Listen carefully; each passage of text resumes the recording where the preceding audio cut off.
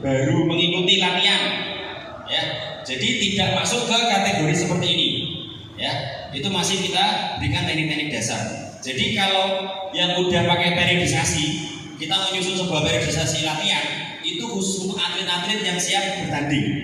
Nanti dulur-dulur semuanya setelah istirahat itu akan mencoba sebuah tes pengukuran atau periodisasi menyusun latihan untuk contoh event terdekat SHK tanggal 10 sampai 11 gitu Mas Andi, ya. Itu kita susun. Itu kan tinggal berapa bulan? 2 bulan ya. 2 bulan ada berapa minggu? Nah, 8 gitu. Nah, itu nanti sampai susun. Ya, nanti sampai susun. Nanti saya kasih tes pengukuran juga. Cara mengetes ke atlet itu nanti akan dibagikan sama Mas Andi di grup ya Mas. Di grup nanti dikasih kertas sampean catat. Nah, itu buat pengalaman. Berarti kalau cuma sekedar panjenengan itu mendengarkan, itu kayaknya masuk antara masuk semua separuh atau belum. Ya, jadi dalam artian biasanya kalau ada penataran seperti ini tuh ada yang sekedar hadir, hanya ingin sertifikat, hanya pengen benar-benar ingin tahu. Jadi untuk periodisasi sendiri kita harus benar-benar memahami. Niki sekersane boten sepaneng, kita biar apa ya? Biar lebih fokus. Jadi saya minta tolong buat teman-teman dulu semuanya gini. Ketika saya bilang tepuk 1, jenengan tepuknya 3 kali. Ketika saya bilang tepuk 2, itu tepuknya 2 kali.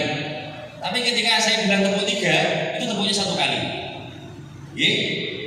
Minta tolong biar fokusnya ini, biar apa?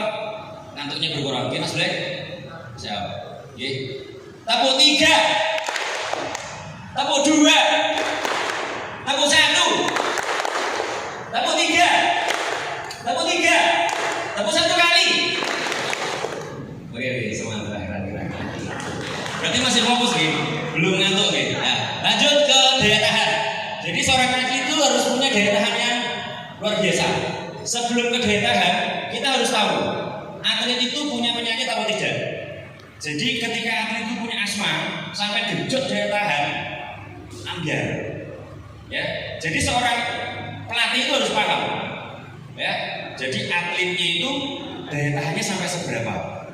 Ya, nanti ada FO2 max yang panjenengan nanti bisa minta ke Mbak Safa, nanti file-filenya akan dikirim di pelatih tetap.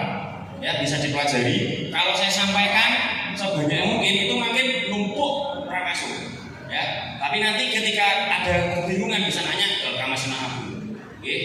Jadi untuk daya tahan sendiri itu kita melihat atletnya.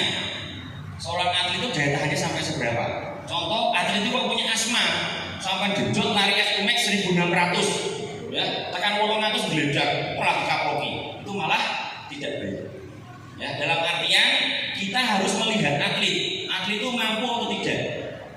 Nah, ketika atlet itu tidak mampu, kita paksakan, hasilnya tidak akan maksimal.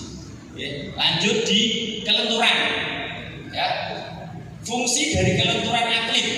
Jadi kelenturan atlet sangat dibutuhkan.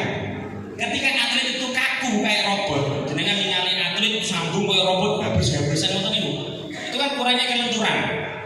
Kalau atlet itu lentur, dibanting pun jatuhnya pasti bagus hasilnya.